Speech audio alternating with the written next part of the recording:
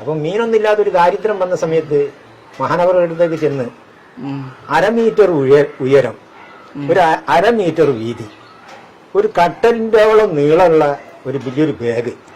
അത് മഹാനവറുകൾ ശരീരം വളരെ ശുഷ്കിച്ച ശരീരമാണല്ലോ. അപ്പൊ ഒരു ഭാഗത്ത് ഈ കട്ടലിന്റെ മുകളിൽ ഈ ബാഗ് കിടക്കുന്നുണ്ട്. അങ്ങനെ മഹാനവർ കിടക്കുന്നിടത്ത് നിന്നിട്ട് ഇരുന്നിട്ട് ഇതിന്റെ ചെയിന് ഇങ്ങനെ വലിച്ച് ആ മൂടി അങ്ങോട്ട് തുറന്നിച്ച് എന്നോട് പറഞ്ഞ് നിങ്ങൾക്ക് ഇഷ്ടമുള്ളത് എടുത്തുകൊള്ളുക എന്ന്. അപ്പൊ ഞാനിതിന്റെ അകത്ത് എന്താണുള്ളതെന്ന് അറിയില്ലല്ലോ. അങ്ങനെ ഞാൻ ആ കാട്ടുംപാത്ത് കൂടി അങ്ങോട്ട് വന്ന് ആ ബാഗിലേക്ക് നോക്കുമ്പോൾ റിസർവ് ബാങ്കിൽ നോട്ട് അട്ടിയിട്ട മാതിരിയുള്ള 100ന്റെ കറൻസി അട്ടി. ബാഗ് നിറച്ചു. ഒരാൾക്കോ രണ്ടാൾക്കോ മൂന്നാൾക്കോ നാലാൾക്കോ ഒന്നും പൊന്തിച്ചുകൊണ്ടാൻ കഴിയില്ല. അത്രയും നോട്ടുകൾ, മനുഷ്യന്റെ കൈ തട്ടാത്ത നോട്ട്. ഞാനത് ഇങ്ങനെ കണ്ടാട് ഞാൻ പെട്ടെന്ന് എന്തായി പോയി, ഇതെന്താണ് റബ്ബ് കാണുന്നത്? അപ്പൊ ഞാൻ അന്നേരം തന്നെ പറഞ്ഞു, എനിക്ക് ഇതല്ല മഹാനവറുകളെ വേണ്ടി, എനിക്ക് മഹാനാണ് വേണ്ടിയെന്ന്.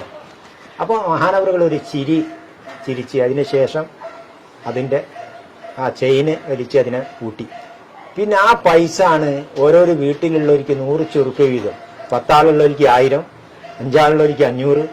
ആ പൈസ വിതരണം ചെയ്യുമ്പോൾ പോലീസൊക്കെ വന്ന് നിയന്ത്രിക്കേണ്ട അവസ്ഥ വന്ന്, ജനങ്ങളെ നിയന്ത്രിക്കാൻ കഴിയാത്ത അവസ്ഥ. അത് ഈ പൈസ